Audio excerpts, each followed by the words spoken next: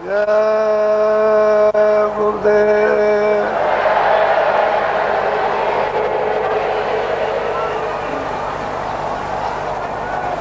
जय गुरुदेव।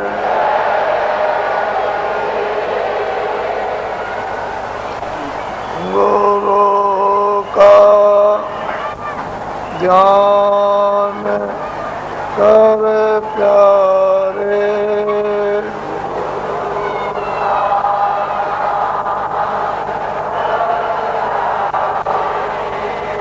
गुरु का ध्यान कर प्यारे,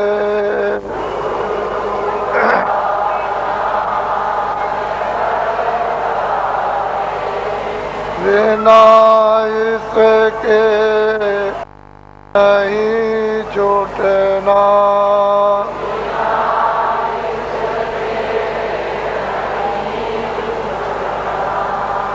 नाम के रंग में रंग जा,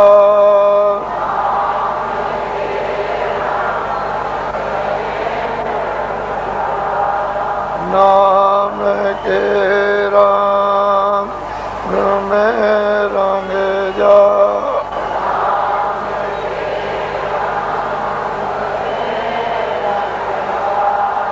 मिले तो दाम निज अपना,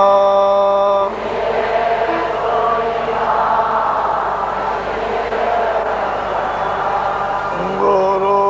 के शरण कर ले,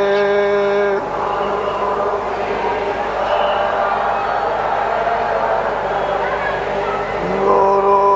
के शरण कर ले,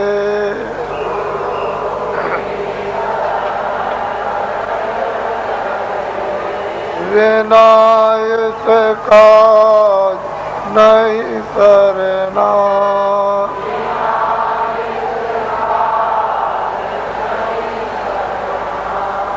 लोभ और मान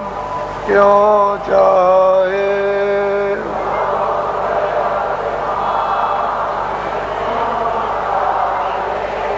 लोभ और मान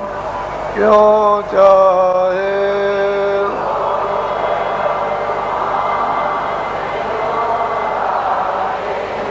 पड़ेगा फिर तुझे देना,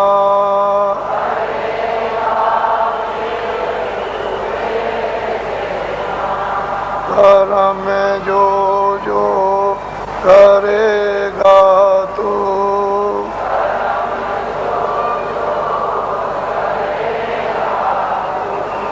कर्म में जो जो करेगा तू,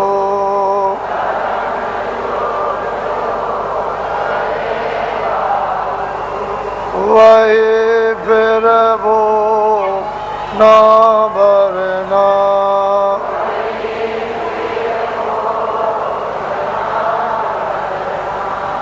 जगत के जाल पे ज्यों त्यों,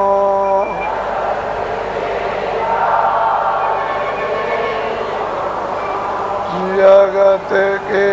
जाल से ज्यों त्यों,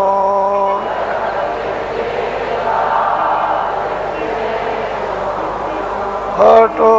मर्दान गी करना,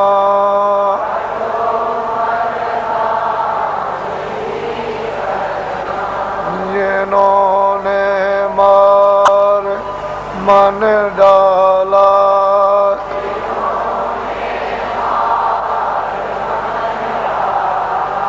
जिन्होंने मार मन डाला,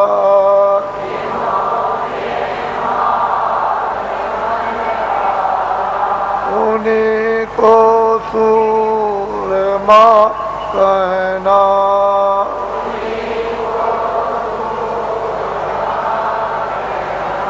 बड़ा मेरी ये मन गठों में,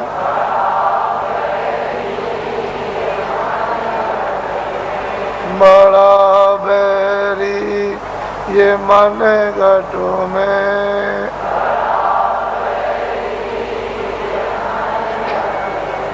किसी का जीत ना कठिनाई,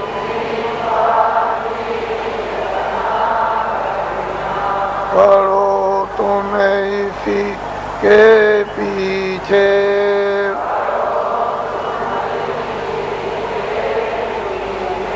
पढ़ो तुम इसी के पीछे,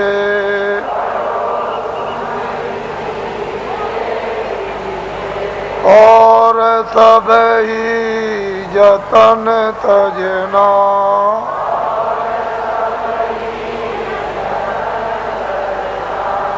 गुरु का ध्यान कर प्यारे,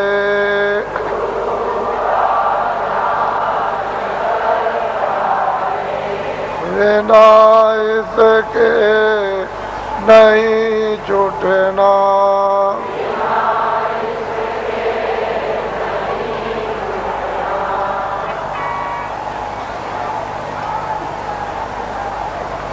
जय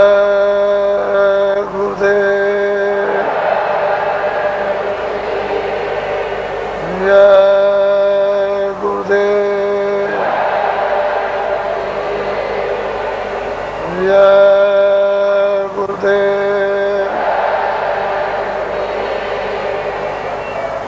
जय गुरुदेव नाम किसका, जय गुरुदेव नाम किसका, जय गुरुदेव नाम किसका। नर नारियों, बच्चे और बच्चियों,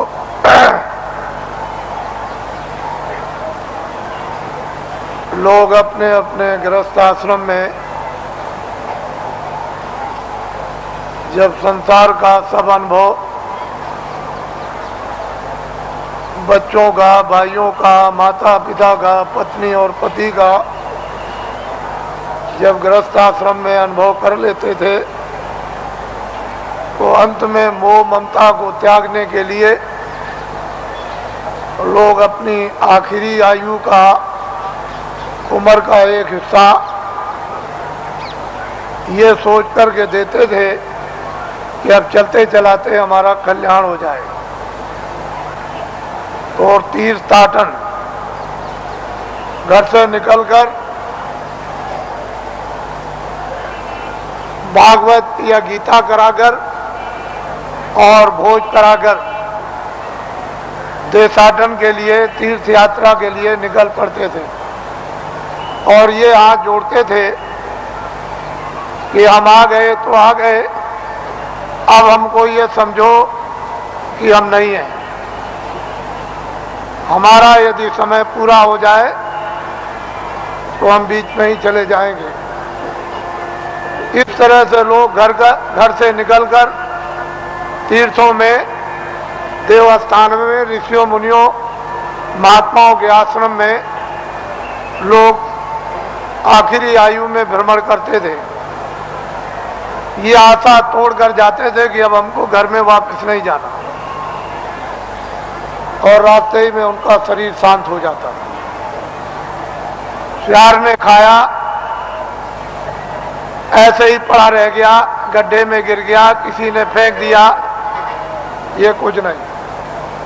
घर से निकल गए और चले गए। पहले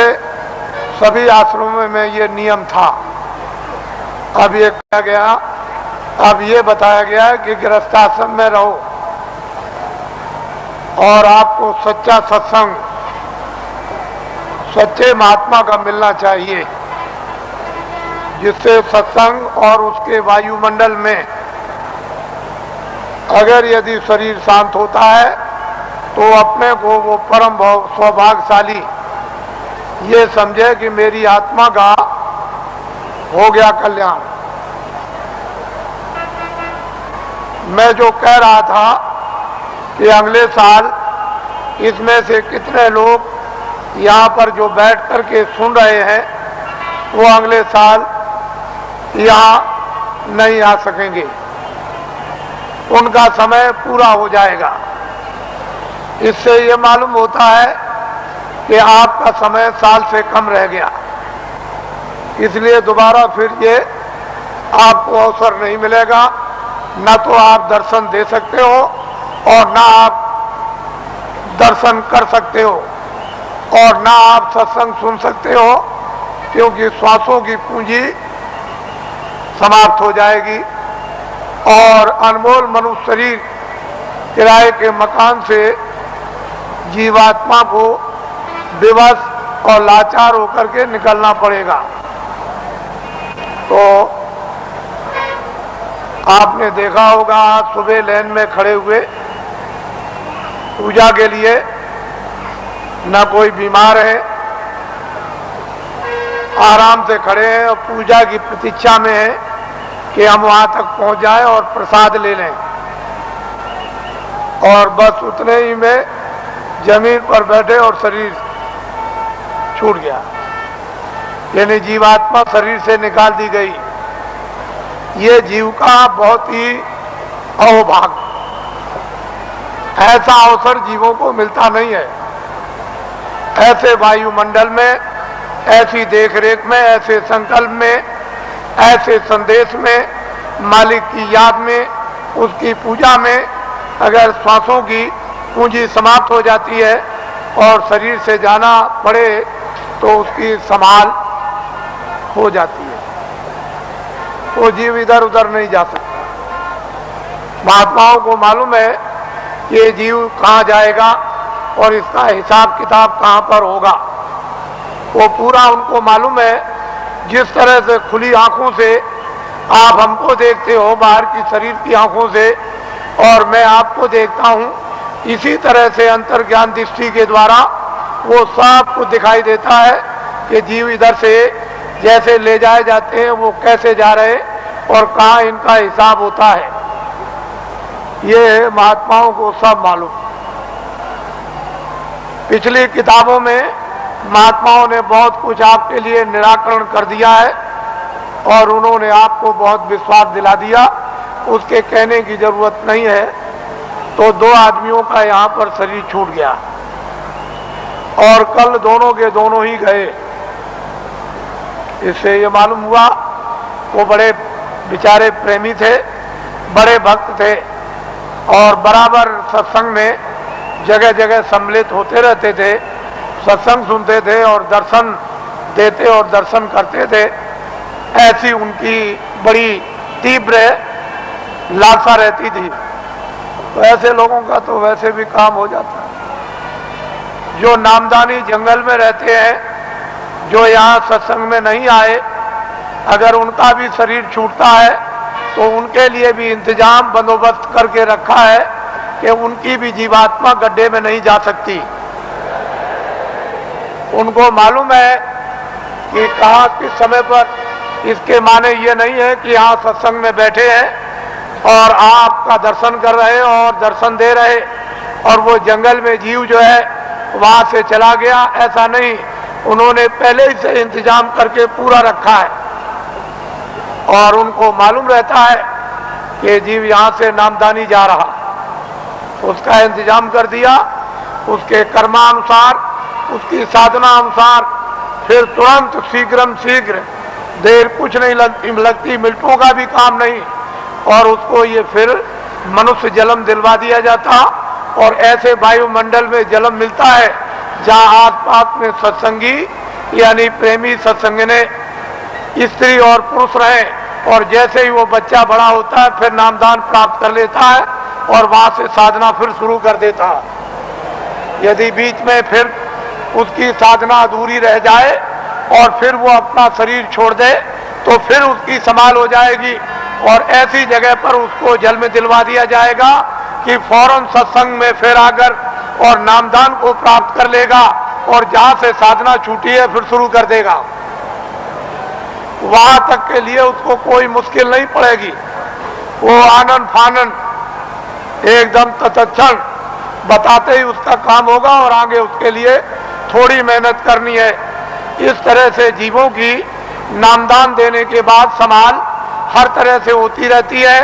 बशर्ते यह है कि आप कोई बुरा काम न करें।